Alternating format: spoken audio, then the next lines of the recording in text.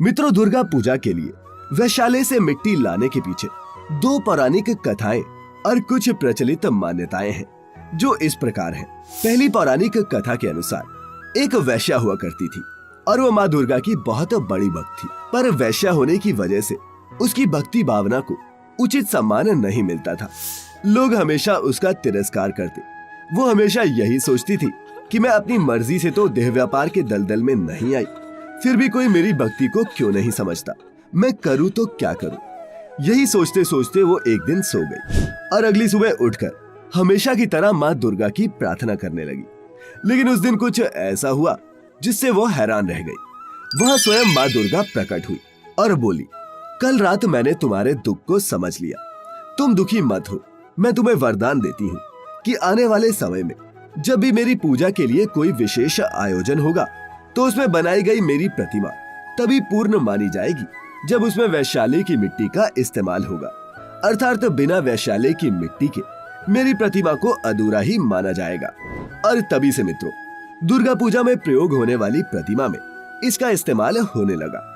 इस विषय से जुड़ी एक और कथा है जिसके अनुसार पौराणिक समय की बात है, एक बड़े ही तपस्वी ऋषि थे जिन्होंने नवरात्र पूजन के लिए एक जाने माने कुम्हार से माँ दुर्गा की एक प्रतिमा बनवाई। वो प्रतिमा बहुत ज्यादा सुंदर बन गई तो ऋषि को उस पर घमंड होने लगा। वो घूम घूम कर उस प्रतिमा की तारीफ करने लगा। पर उसी रात माँ दुर्गा उस ऋषि के सपने में आई और बोली कि घमंड से भरी प्रतिमा की पूजा करने का कोई मतलब नहीं है। सच्ची श्रद्धा मन में होती है तो उसका दिखावा नहीं किया जाता। फिर ऋषि ने सपने में ही देवी से क्षमा मांगी और पूछा, हे देवी, अब मैं क्या करूं? तब देवी ने कहा कि शहर में स्थित वैशाली से थोड़ी मिट्टी ले आओ और कुम्हार से कहो कि इस मिट्टी को मिलाकर मेरी नई प्रतिमा बनाए, तभी मैं उस प्रतिमा को इस लायक मानूंगी कि उसकी पूजा की जा सके। इस समाज को लोगों ने बदनाम कर दिया है जिसमें उनका कोई दोष भी नहीं होता और इसके बाद भी उन्हें पापी समझा जाता है। ऐसे लोग भी मेरी कृपा और आशीर्वाद के हकदार हैं। इतना कहने के बाद देवी अंतर्ध्यान हो गई और सुबह उठकर ऋषि ने देवी की बात का पालन करते हुए वैशाली से लाई गई मिट्टी से दोबारा प्रतिमा का निर्माण करवाया और पूजा अनुष्ठान पूरा किया। मित्रों, इन दोनों कथाओं के अलावा कुछ मान्यताएं भी हैं जिसके कारण ये परंपरा आज भी चली आ रही है। पहली मान्यता के मुताबिक जब कोई पुरुष वैशाली जाता है तो वो अपने सारे सद्गुण बाहर द्वार पर ही छोड़ जाता है। ऐसे में वैशाली के बाहर की वो जगह या आंगन काफी पवित्र हो जाता है। इसीलिए उस स्थान की मिट्टी का इस्तेमाल माँ दुर्गा की प्रतिमा बनाने के लिए किया जाता है।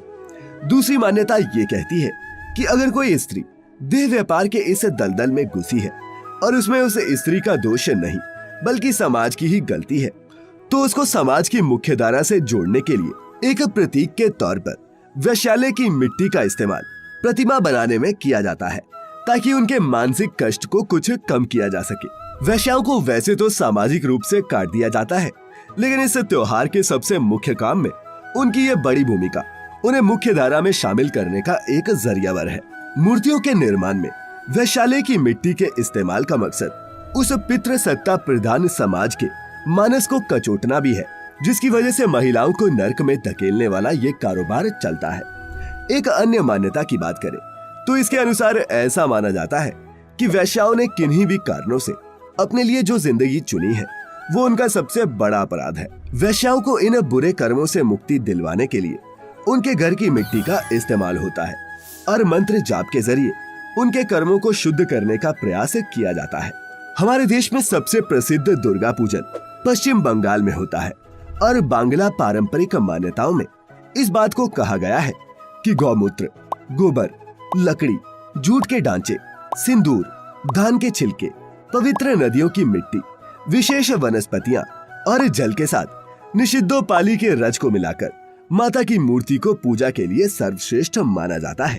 इन सब वस्तुओं में निषिद्धोपाली वैश्याओं के घर के आसपास के इलाके को कहा जाता है। कुछ जानकारों के मुताबिक शारदा तिलकम, महामंत्र महानर्व और मंत्र महोदधि आदि ग्रंथों में इस बात की पुष्टि की गई है। तो मित्रों, इसीलिए दुर्गा पूजा में स्थापित प्रतिमाओं में वैशाली से लाई गई मिट्टी का इस्तेमाल होता है।